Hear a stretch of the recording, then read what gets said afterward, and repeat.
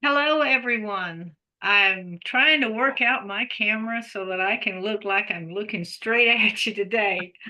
My name is Gail Smith, and it is an honor to be here to introduce a lady that is near to my heart. Her name is Jane Garvison, Yeah.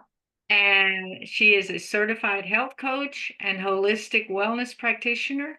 She is the founder of Healing Through Nutrition. It's her passion to inspire people to create a healthy lifestyle with natural remedies, helping them improve their health and wellness so they can live joyfully, confidently, and disease free with more energy and longevity. As a wellness practitioner and a personal health mentor for 6+ years, um,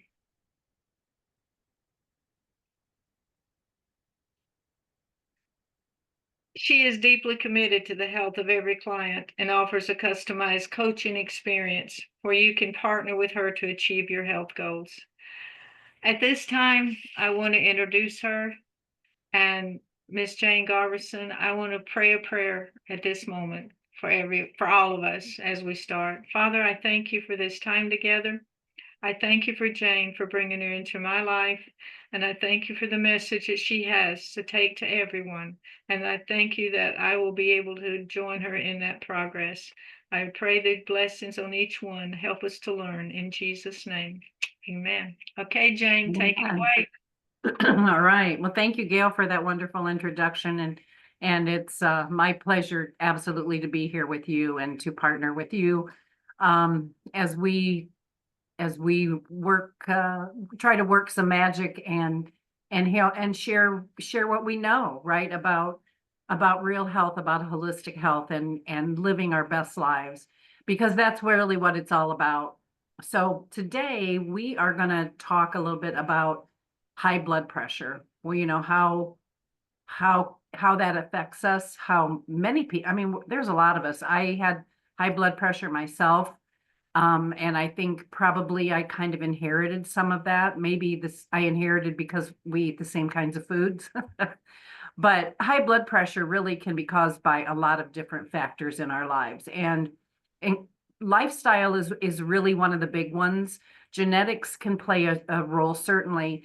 And there are other underlying health conditions that can cause us to have high blood pressure. So some really what we want to try to do if we find out we have high blood pressures, we want to try to find the root cause. We want to try to find out what it is that has caused us to develop high blood pressure. Poor diet is one of the things that we look at first, because a lot of times high blood pressure can be fixed just by the foods that we eat.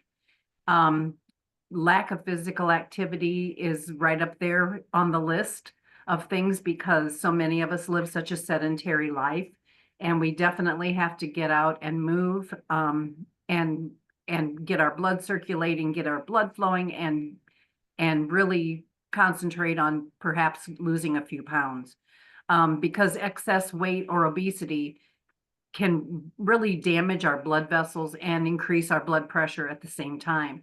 And we know there are studies done that even just losing 5 to 10 pounds can affect that blood pressure number and start to get things back under control. Smoking and alcohol consumption, again, both can damage the blood vessels and increase the blood pressure. Chronic stress, it's a tough one, tough to get rid of your stress. I mean, stress is really what motivates us sometimes, but enough of that stress can be a real killer.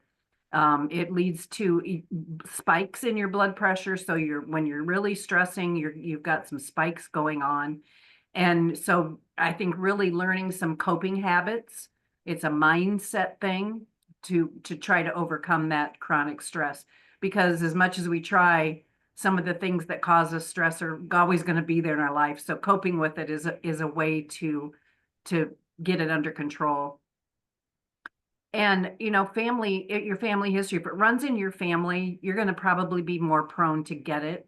And if it runs in your family, we tend to eat the things that we grew up eating more than likely. So wherever, and it's different, I think, in different regions of the country, right? So if you grew up in one specific area, maybe you ate a lot of fried foods in your family.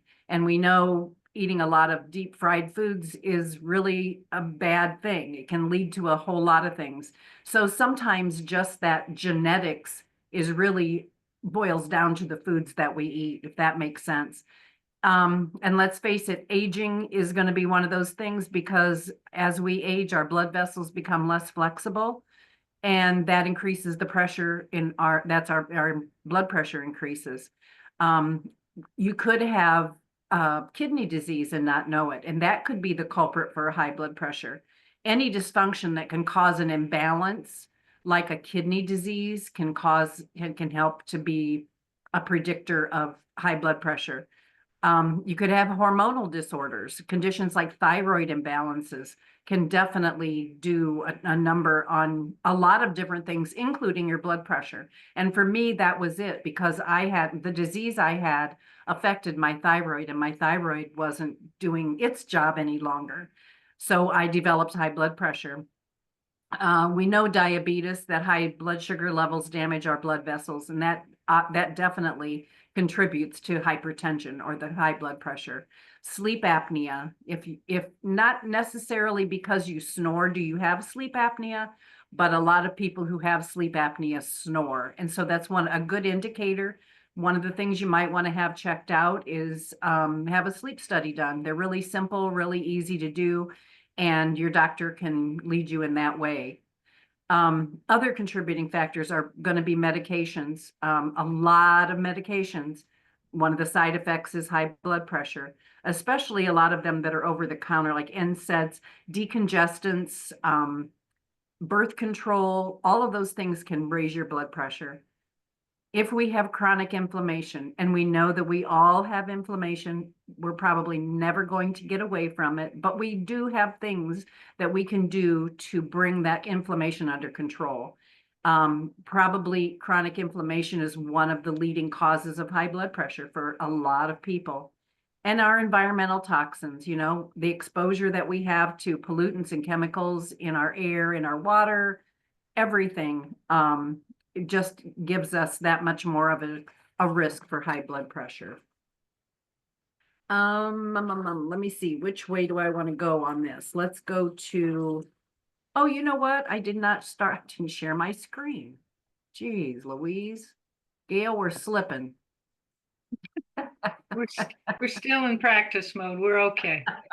But it's so much better with pretty pictures, right? So let's see here.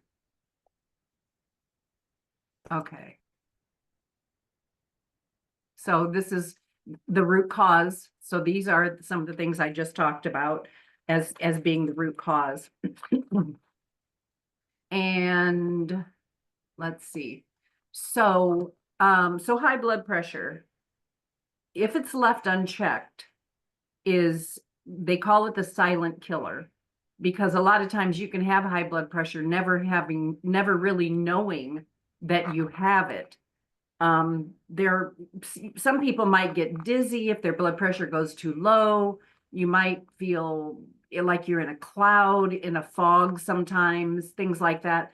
But there's no real, what do I want to say, symptom of the high blood pressure itself to give you that. And sometimes left unchecked, you only find out about it when you are dealing with a more serious issue. And as you can see here, obviously cardiovascular, let me move this, cardiovascular complications, things as bad as stroke, absolute heart failure, aneurysms can develop. We can have a cognitive decline in looking at Alzheimer's, dementia, things like that because of the blood flow or the lack of blood flow, perhaps. We can have kidney damage that we just talked about, circulatory and metabolic problems. And like I said, it's really a silent killer. High blood pressure can cause our arteries to narrow and to actually harden. And that's what happens when you have a heart attack. Your vessels become so narrow that the blood just cannot get through.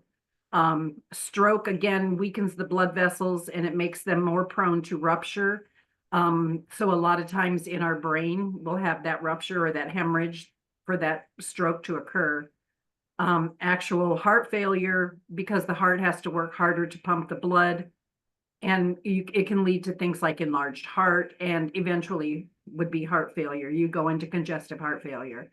Aneurysms, again, like a stroke, causes the vessels to weaken and to bulge. And at some point, when it bulges enough, it can actually rupture. And aneurysm is, you don't want to have that. So we look at the brain and the nervous system failures, right? So the cognitive decline and there's Joseph. Cognitive decline, the kidney failure that we mentioned, the blood pressure can actually increase the protein levels in your kidneys. And so a lot of times the doctors will automatically check for that in your urine when you go through your annual physical. That's one of the things that they can check on and know the status of your kidney function, which could lead back to being diagnosed with high blood pressure. Peripheral artery disease is when the blood flow to the limbs causes actual pain or numbness. Increased infections, amputations can occur, that type of thing. And so you can see there's a lot of ugly things that happen. And, if you're like me, somebody who has experienced at least one of these types of issues, and more than likely it's been related right straight back to their blood pressure. So we really need to take action now.